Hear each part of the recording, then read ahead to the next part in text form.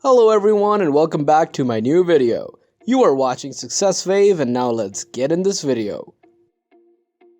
In today's video, I'll tell you about the most common financial mistakes and follow-up lessons in how not to spend your money.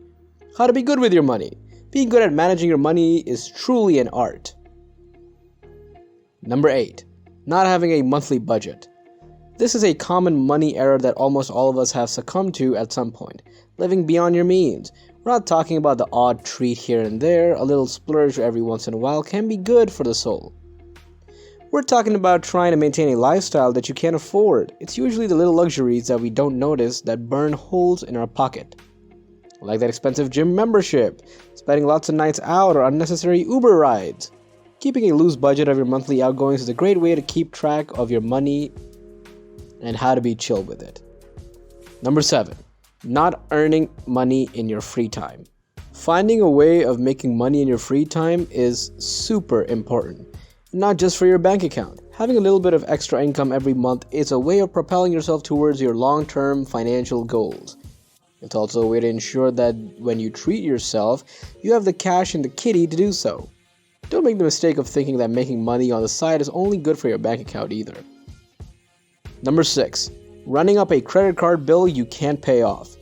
Using your credit card as free money rather than only spending what you have is a one-way ticket to financial ruin. Treat your credit card, if you have one, the same way you would with your debit card. Thinking of getting the new iPhone? Instead of putting it straight on your credit card under the assumption that you'll be able to pay it later, only put it if you're sure that you've got enough money in your bank account to pay for it right now. Number 5. Using your credit card to withdraw money from an ATM. Never use an ATM to withdraw cash on your credit card, and if and when you do, don't do it. Just don't. Biggest mistake ever. Cash withdrawals on credit cards are recorded on your credit score and can look like an irresponsible spending, which is a big red flag for banks providing commercial loans. The bank could assume that you were in a tight spot and had to withdraw cash using your credit card because you had no money left in your bank account. Number 4. Not negotiating a salary when starting a job. Another bad financial choice is not negotiating your salary before starting a new job. Negotiating your salary is essential for 2 reasons. Firstly, you want to make sure you have enough money to cover basic needs like food and rent from the get-go. Secondly, negotiating your salary sets the tone of your relationship with your employer. If you go in with a really low figure, you're undervaluing your work and encouraging your employer to do the same. Number 3. Having unrealistic financial goals. It's hard to know exactly where you'll be in 10 years' time, but it is worth considering what some of your goals are long term. Do you want to buy a house? Do you want to set up a business? Do you want to travel the world? These are all dreamy ideas, but you all have one thing in common. They all have one thing in common. They require financial planning. Giving yourself some financial goals to work towards can be super motivating for kickstarting your career, not to mention your mental health and self-esteem. Number 2.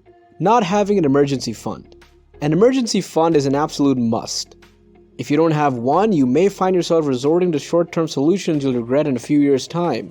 Having some money set aside for a rainy day can also be really useful if you once left university, you find yourself unemployed and without an income for a few months. There are loads of ways to make money if you're between jobs, but it doesn't hurt to have a safety cushion aside to help you through a rough patch.